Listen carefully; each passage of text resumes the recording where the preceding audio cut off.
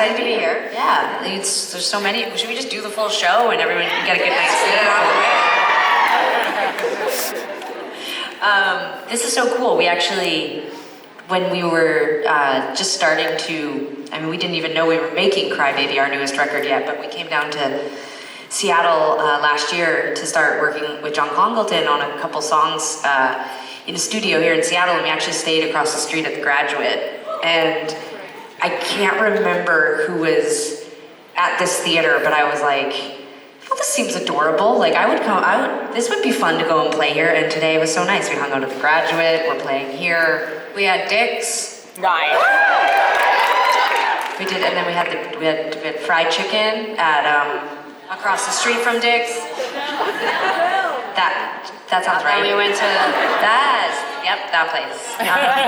then we went to the park, and the school is right by there. So Love it here. I love Seattle. It's so great.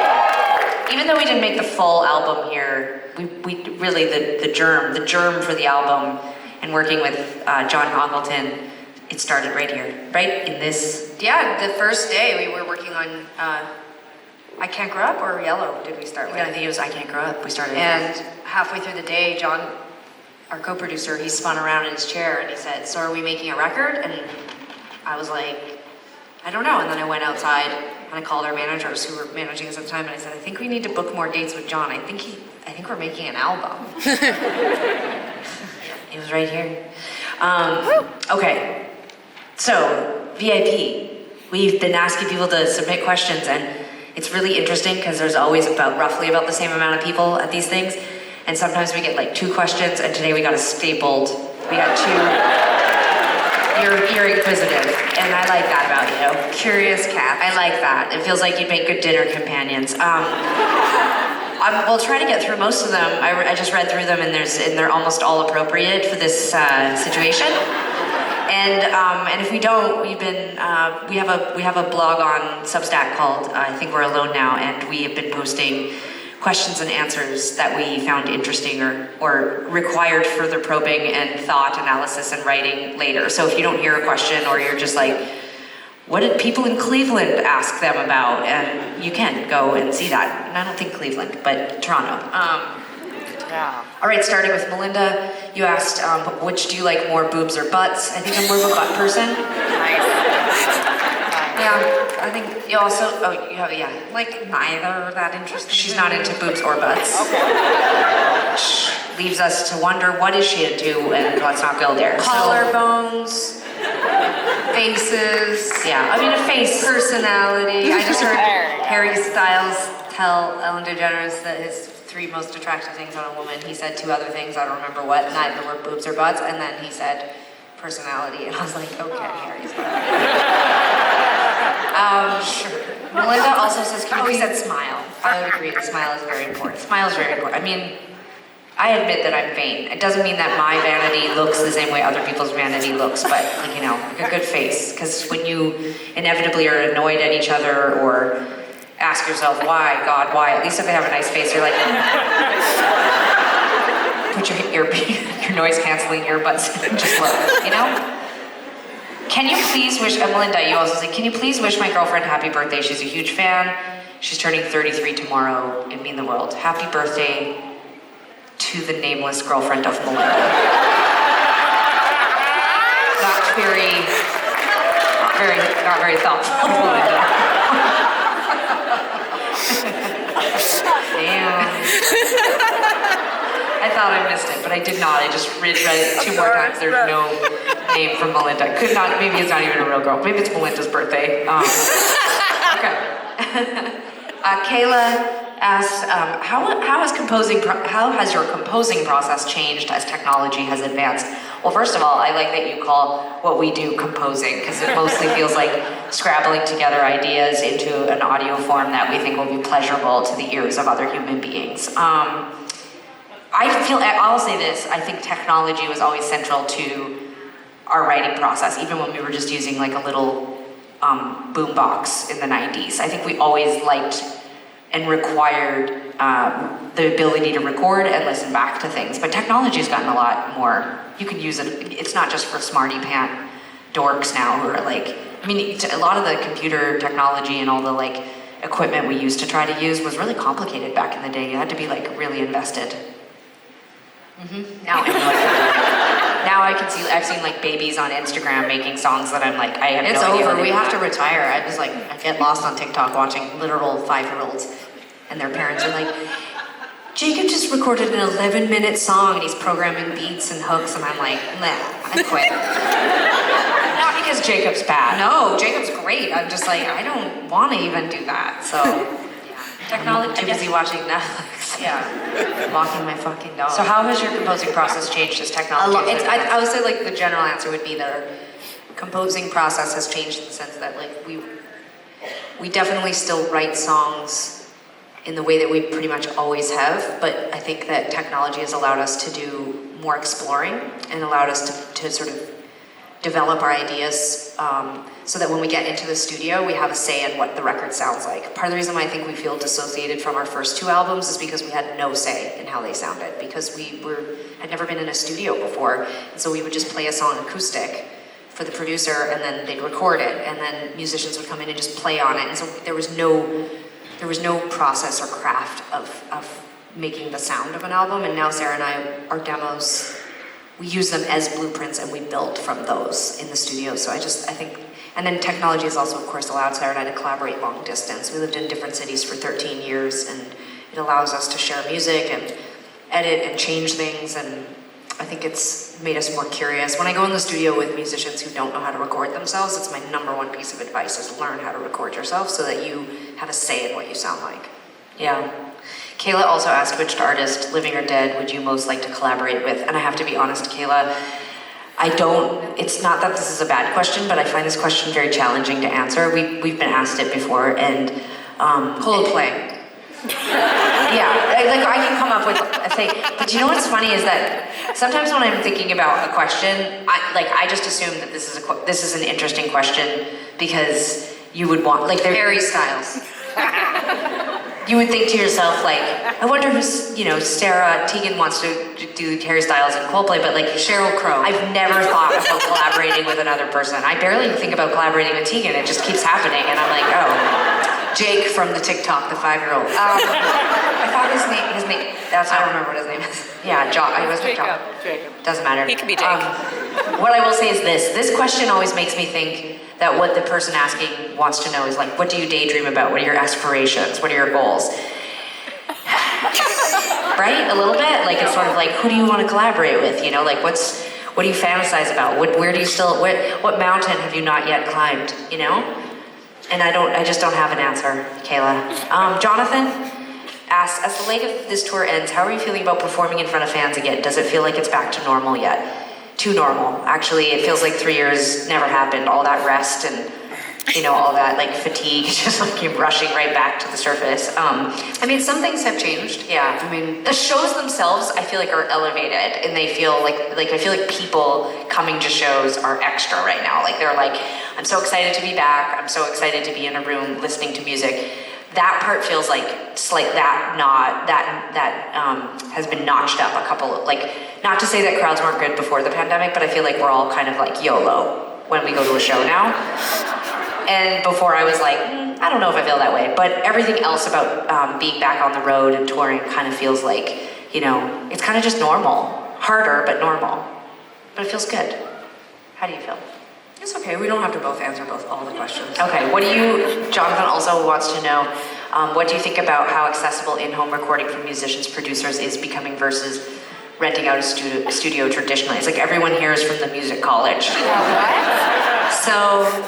I think technology is great. I think it's empowered people. It's given all of us a voice. I'm a big fan of technology and big fan of social media for those reasons. I think it took the middleman out. It allowed bands like us who were sort of marginalized and pushed out of the mainstream to connect directly with an audience, to craft our own sound, to have agency when we went into the studio, to be able to say this is what we sound like and what we want to sound like. And so I'm a big fan of all of those things. That being said, I still think that instantaneous, like, I can just come up with a song right now and then record it and then put it up on that line 5 minutes later, like, that has, I think, degraded music in a way, because I do think the longer you spend with something and the more you tweak it and make it special, the longer it'll last. And I do worry that we're kind of just creating a digital landfill for music. And this goes hand in hand with the fact that most people don't buy music anymore. And so whether you're listening to the free version of a streaming site or you're paying $9 a month, that money is being distributed amongst millions of artists. And so it's made it very difficult to make a living for most artists. And I think that creates this cycle of like panic. So I'll make more music and I'll tour more because then I can survive, and then it's just more shit in the digital landfill. So I think it's finding a middle ground and still like empower yourself and use the technology and put it out in the world, but also just like make sure it's as good as it can be. I think that lasts longer. I think this instantaneous gratification thing, being viral, being famous, I think that's certainly not what we're worried about. For me, I just want to make sure we make stuff that people still want to listen to in 10 years and 20 years. So it's just finding the balance, I think. But I'm into it, and it's getting easier to use, which is great. Barry asked, which of your albums is most personal and why? They all kind of feel personal, if I'm being honest. You know, like especially when you first put them out and you have to like talk about what they're about in such a specific way. I feel like if anything, you know, what changes is proximity to the release date. Like I feel, of course, Sainthood or The Con or So Jealous are super personal, but they came out so long ago that it's almost like a different person put that album out than me. But they're all very personal. Jess, you asked on behalf of your child, Rosie, which music video from Cry Baby was your favorite to make and why? I personally loved making Yellow, I think because it was the shortest one and would only required us be there like 3 hours. Well, Faded Like a Feeling was short too, but I had to be on a swing for 3 hours and I was so... It hurt your butt. No, well it That's did. why she's not into butts or boobs. No, it definitely was uncomfortable, but no, it just made me really nauseous. I didn't realize, like, when you're an adult, you can't swing for hours. I was so sick to my stomach, I thought I was gonna retch. I don't know if kids can, if they have stronger constitutions. I just think that they get tired. Well, and they're not bored. gonna sit there for 3 hours. Yeah, they're bored after 10 minutes. I really enjoyed making I Can't Grow Up. I thought that was such a fun video. Oh yeah, that was a fun video too. Yeah, honestly, they've all been really fun. I think we were saying this at Soundcheck the day before yesterday that, for example, when we made Closer, I can't remember if it was $75,000 or $100,000 we spent because we were on a major label. We made Back in Your Head, the video for that, for 50 grand. We've made all our videos on this record for $5,000. And that's not like a choice. It's like literally nobody, this is in the same realm as the digital conversation. People don't want to pay for Welcome videos. to Tegan's TED Talk. About Yeah, people don't want 2022. People are like, you can shoot an amazing video on an iPhone. So when I say people, I mean like the labels just shoot it on your iPhone. Or they'll say things like, we just need content, you know, but like, can you sing and perform to camera? And you're like, a music video. And so we've had to really stretch ourselves and figure out how to make videos for less, but we found an amazing collaborator on this album. And Mark has done an amazing job of helping us come up with unique videos. So I love them all, go watch them. And then when you watch the one of me on the swing, just know that I was holding back puke. Okay, I'm gonna pick up the speed just because we're still only on page 1, and as I said earlier, there's a staple involved in this situation, and I don't want to deprive you of what happens on page 2. Okay, so Savannah or Savannah, depends how you say it, I guess. Who's named Savannah? I don't know, but if they're named Savannah, they're gonna feel very ashamed because you're. Savannah asks, how has touring been with a baby? Congrats, Sara. I've always felt that for me, if I had a baby, it might slow down the reality of my dreams. However, you are proving anything can be done as a parent. Just wondering how it has affected your tour experience so far. I mean, if you saw the way that my face looks when I wake up in the morning on this tour, you might think that that my dreams have changed as well, just based on the depth of my the circles under my eyes. But I think it's very different I feel very, very grateful that I'm having a child in my 40s and that I've long since established, I think, a rhythm to my life and my career, and you know, I have a lot of resources and support. So I sort of think it would be... Is this you picking up the pace? No, this is me answering the question briefly, thank you, TED Talk. Well, the thing about technology, now let's start at the beginning. It's called an algorithm. You made the TED Talk joke. I think that the difference is that in our lives now, it would be like I don't feel the same kind of pressures that I once did to focus completely on my dreams, actually, or my career in the same way. And I'm really excited to see what new dreams and what new sort of aspirations and things come up because of having a kid. He's young, it's been 5 months, so it's like he's not done. I'll say this. This is not a joke. There's lots of really intense things, and it's really challenging, and bringing him on tour is intense. But most directly, like I felt like having a kid is a lot like going on tour. Like it feels like an adventure, and there's like days where you're like, it's so exciting to problem solve, and he's kind of a muse, and it's really fun so far. Okay. Sara asked, can you tell us a story behind one of your favorite tattoos? Brief. There's rules for me. Moving forward. Moving forward. Okay, You answered starting two now. really long questions. Starting now. Go ahead. Listen, we don't even have to play a song. You go ahead and you talk as much as you need to about your favorite tattoo. I got a Fucking Up What Matters tattoo in a music video for this album. It's definitely not my favorite, but it's on my body forever.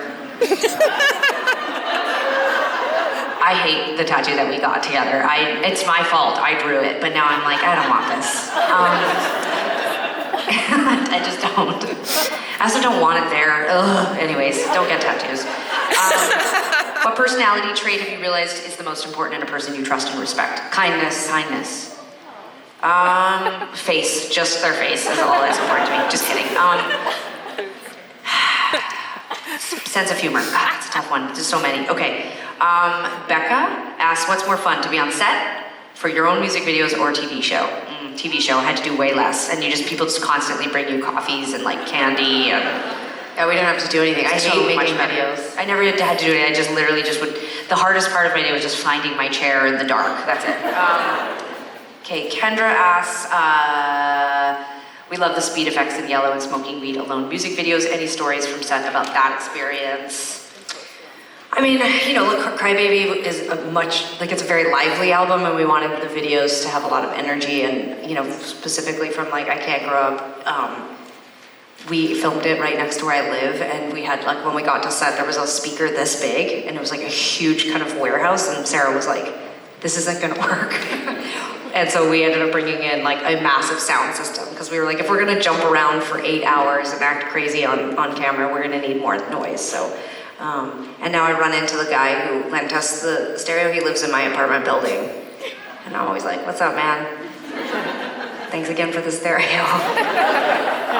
This is exciting. I didn't see this because I'd only seen your first question, Ashlyn. Ashlyn runs Divided TNS on TikTok. Fun. I love that account. That account's it's so much more successful and popular than ours on the regular. Yeah. It's so good. We should hire you. You do an excellent Yeah, if you have excellent ideas, or you could just cut up content for us and send it over, because Pays labor. We would never have you do that for free. Yeah. No, I'm not saying for free. I'm saying like our label's like up our ass, like TikTok, and yeah. Let's strategize. Okay, great. Yeah, so I guess that answers your question. We're big fans. We're big fans of you. Thank you so much for making it seem like we're still cool. Okay. Alyssa asked, what is more satisfying, applause or laughter? Laughter. 1,000%. 100%. 1,000%. I don't care to ever hear applause again, but I laugh, love it. Alyssa also says, what the fuck is a bitter fun house?